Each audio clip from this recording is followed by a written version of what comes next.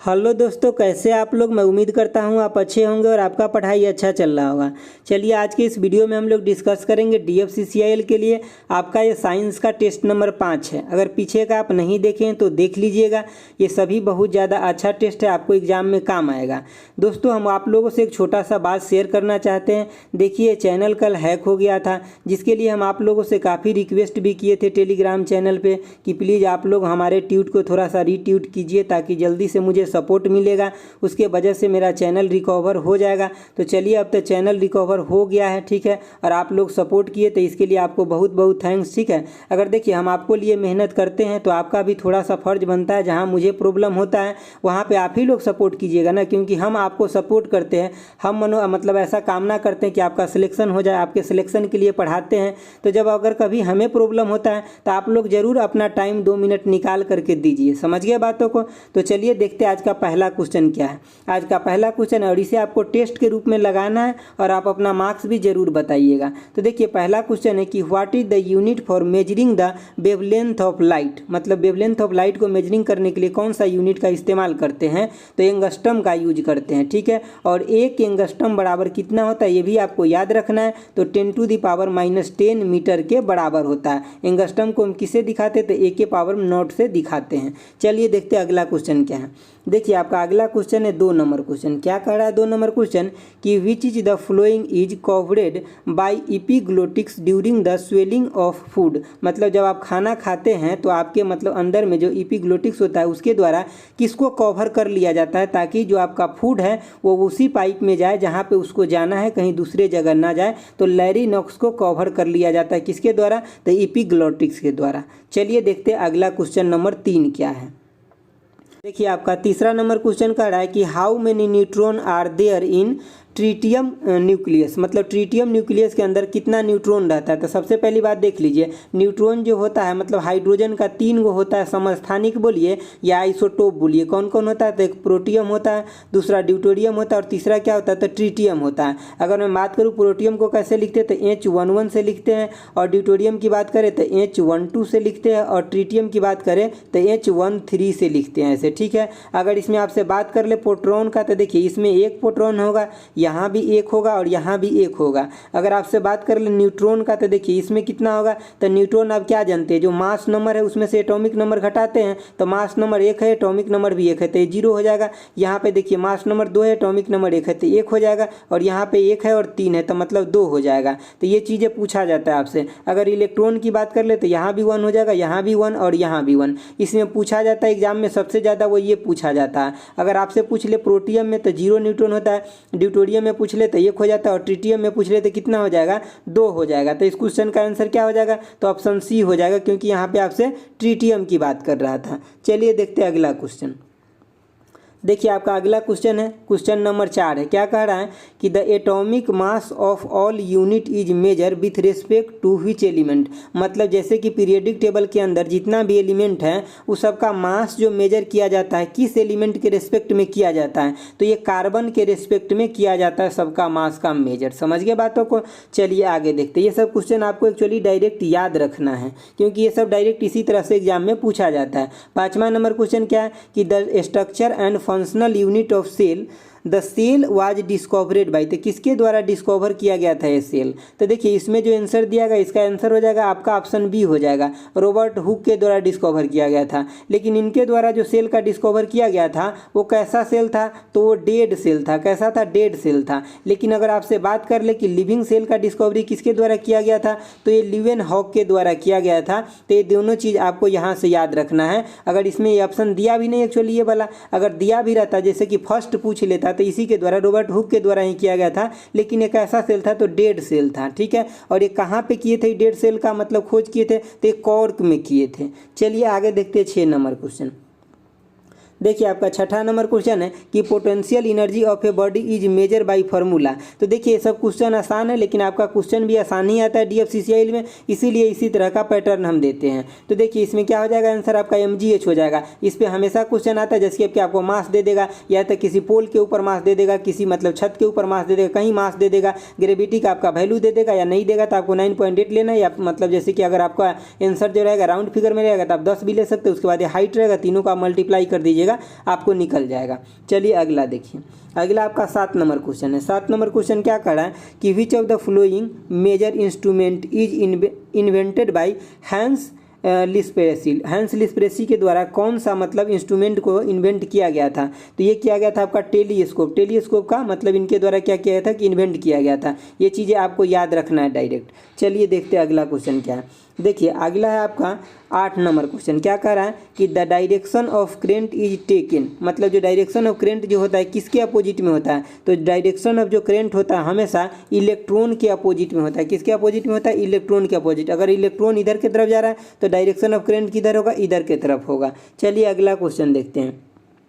देखिए आपका 9 number question क्या कह रहा है कि which of the following is not a part of female reproductive system in plant. तो मतलब प्लांट के अंदर कौन सा इसमें है जो पार्ट नहीं होता है? तो आपको आंसर हो जाएगा इसका फ्लोपियन ट्यूब। देखिए फ्लोपियन ट्यूब जो होता है ये ह्यूमन बॉडी में मतलब ह्यूमन में होता है, यानी कि फीमेल में होता है। ये क्या? तो रिप्रोडक्टिव सिस्टम होता है। समझ गया बातों के मतलब ह्यूमन में होता है, ये प्लांट में नहीं होता। जबकि ये तीनों के तीनों कहाँ होता है? प्लांट में होता है। जैसे कि मान लीजिए कि अगर इस तरह के आपका कोई फ्लावर है, मतलब एक रफ डायग्राम हम आपको बता रहे हैं, ठीक है। तो देखिए अगर इस तरह का आपका फ्लावर जो सबसे ऊपर वाला पार्ट होता है इसको हम क्या बोलते हैं? स्टिग्मा बोलते हैं। और बीच वाला को क्या बोलते हैं? तो स्टाइल बोलते हैं। और सबसे जो नीचे जो ऐसे अंडाशय फॉर्म में जो होता है इसको हम क्या बोलते हैं? तो इसी को हम ओवरी बोलते हैं, यहाँ से नीचे वाले पार्ट को। तो इस तरह से आपको मैं दिखा दिया यहाँ पे। चलिए अगला क्वेश्चन देखते हैं। देखिए आपका अगला क्वेश्चन है 10 नंबर। क्या कह रहा है 10 नंबर क्वेश्चन कि the knee cap is also known है। तो हम इसको और क्या बोलते हैं नी कैप को? तो आपका जो नी कैप है इसको हम और पटेला बोलते हैं। और ये क्वेश्चन एग्जाम में पूछा जा चुका है, तो आपको इसको याद रखना है। चलिए हम लोग देखते हैं अगला क्वेश्चन 11 नंबर क्या है।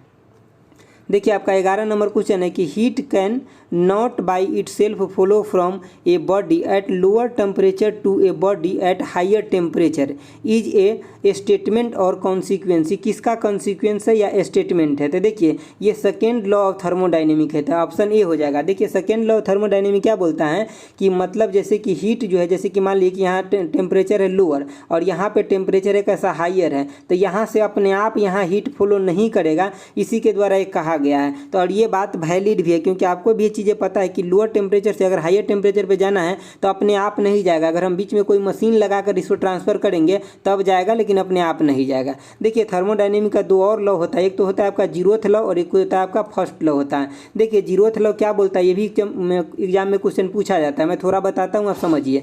देखिए जीरोथ लॉ जो होता है, मान लीजिए यहाँ पे एक बॉडी ए है, यहाँ पे बी है और यहाँ पे सी है। अगर मान लीजिए कि अगर ए और बी के बीच में थर्मल इक्विलिब्रियम है, क्या है? थर्मल इक्विलिब्रियम ए और बी के बीच में है, और ए और सी के बीच में भी कैसा? तो थर्मल इक्विलिब्रियम है।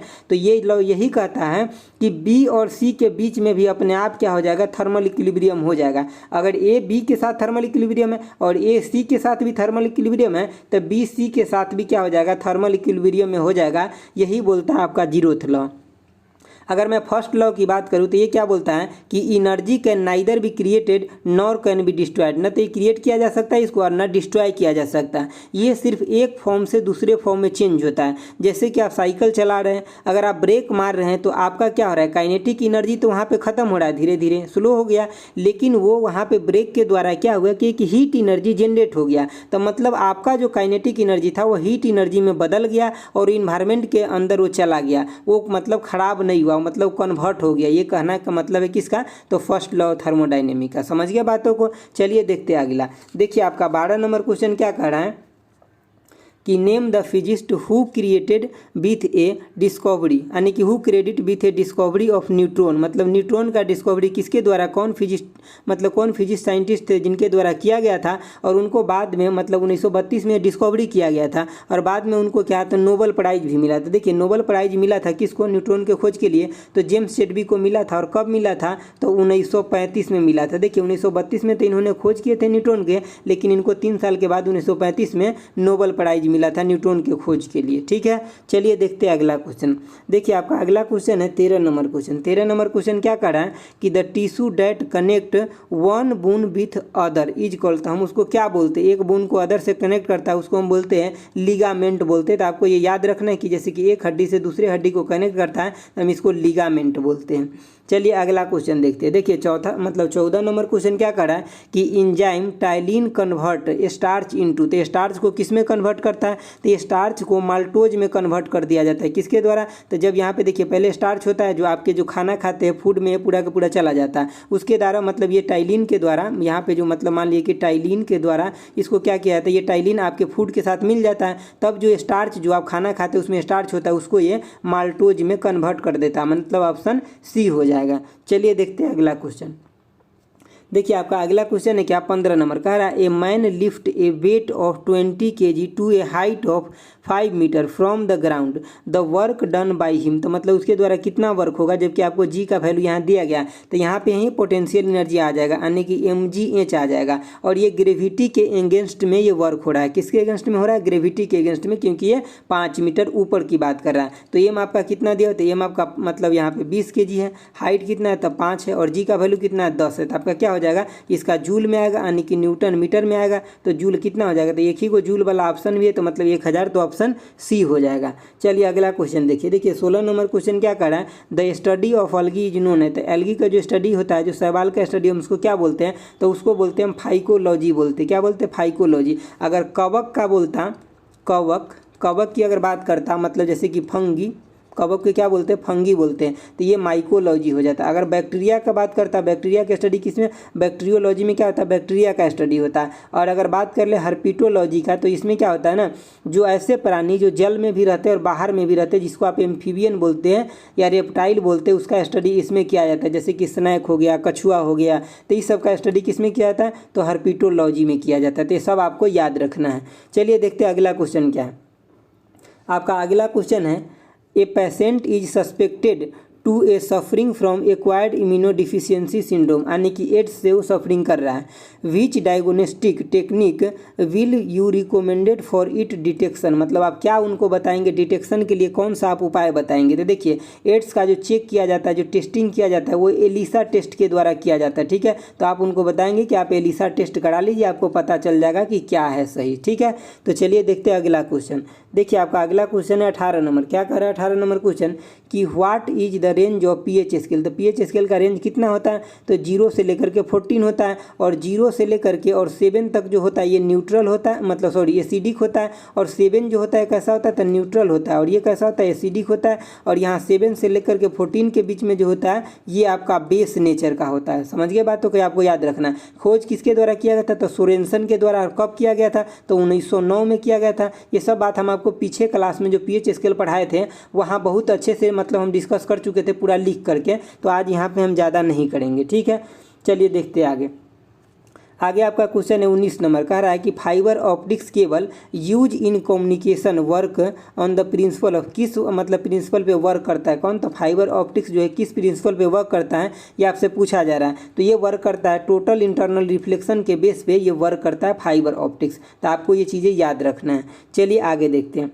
आगे ये क्वेश्चन क्या है 20 नंबर क्वेश्चन। क्या कह रहा है कि which of the following is not a scalar quantity. देखिए आपका 2 क्वांटिटी होता है। अगर जो मैं फिजिक्स का रिवीजन फार्मूला जो डाल रहा हूँ ना, उसको अगर आपको हिंदी समझ में आता है तो उसको ज़रूर देखिए, आपको उससे बहुत बेनिफिट होने वाला है एग्जाम में, इतना आप जान लीजिए। क्योंकि आपको 2 से 3 घंटे के अंदर इतना फिजिक्स का कंटेंट मिल जाएगा, जितना भी जो ये मतलब छोटा मोटा जो आप कंटेंट देखते हैं ना, वो सब वहाँ पे A to Z है उस बुक के अंदर जो मैं कवर कराया हूँ। तो देखिए यहाँ पे आपका स्केलर क्वांटिटी कौन नहीं, तो देखिए यहाँ पे फोर्स जो हो जाए कैसा क्वांटिटी है, तो ये एक वेक्टर क्वांटिटी है, क्योंकि इसके अंदर क्या होता है, तो मैग्नीट्यूड भी होता है एंड डायरेक्शन भी होता है। लेकिन आप डिस्टेंस, मास और टेम्परेचर की बात करेंगे तो इसका सिर्फ मैग्नीट्यूड होता है, इसका डायरेक्शन नहीं होता है। समझ गए बातों को। तो चलिए देखते हैं आगे।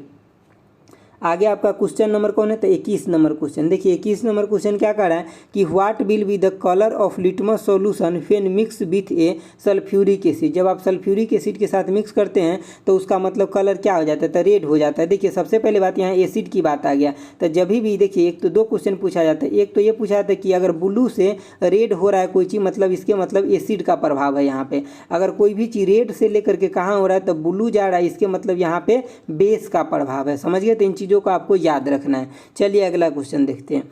देखिए आपका अगला क्वेश्चन है 22 नंबर। क्या कर रहा है कि what is the more common name of solid carbon dioxide, मतलब सॉलिड कार्बन डाइऑक्साइड का और क्या नाम है। तो इसका और नाम है आपका ड्राई आइस भी इसको हम बोलते हैं, ठीक है। और ड्राई आइस को इसको जब आप क्या कीजिएगा, इसके ऊपर अगर आप हीट दीजिएगा ना तो ये डायरेक्ट कहाँ सॉलिड से लेकर के और गैस में कन्वर्ट हो जाता है। ये चीज़ें भी आपको याद रखना है। चलिए आगे देखते हैं। आगे आपका क्वेश्चन नंबर 23 है। देखिए 23 नंबर क्वेश्चन क्या कर रहा है कि what is the normal pH value of human blood. तो देखिए एक्चुअली ये रेंज में देता है, अगर रेंज में आपको नहीं देगा तभी भी आपको ये ले लेना है। तो ये रेंज में देता है कितना, तो 7.45 तक ये रेंज में देता है, ठीक है। और देखिए ये जो होता है कैसा नेचर का होता है, तो ये बेसिक नेचर के होता है, क्योंकि आपको हम बता दिए 7th का न्यूट्रल होता है और इससे पहले होता है एसिडिक होता है, इसके बाद जो होता है बेस हो जाता है। तो एग्जाम में ये भी क्वेश्चन पूछा जा चुका है कि जो ह्यूमन ब्लड होता है किस नेचर का होता है, तो ये बेसिक नेचर का होता है। चलिए अगला क्वेश्चन देखिए। अगला क्वेश्चन आपका 24 नंबर है और 24 नंबर क्वेश्चन क्या कह रहा है कि which cell have the least regenerative power in human body. तो ये क्वेश्चन किसके लिए है, तो हर दिन की तरह आज भी ये क्वेश्चन आपके लिए है। तो आपको बताना है ऑप्शन ए होगा, बी होगा, सी होगा या डी होगा। समझ गए बातों को। तो एक ही क्वेश्चन तो मैं आपसे पूछता हूँ और ये क्वेश्चन का आंसर काफ़ी लोग देते हैं, और मतलब अगर देते हैं तो आप खुद ही सीखते हैं। समझ गए ना बातों को। क्योंकि अगर 23 क्वेश्चन हम आपको बना कर दे रहे थे, एक क्वेश्चन तो आपको आना चाहिए, क्योंकि आप इसको कमेंट बॉक्स में बताइए। और आपको अगर अच्छा लगा है दोस्तों तो प्लीज़ आप मतलब शेयर जरूर करिए वीडियो को, ताकि ज़्यादा से ज़्यादा लोग देख पाएंगे, ठीक है। और थैंक्स फॉर वॉचिंग और ओके बाय। जय हिंद दोस्तों।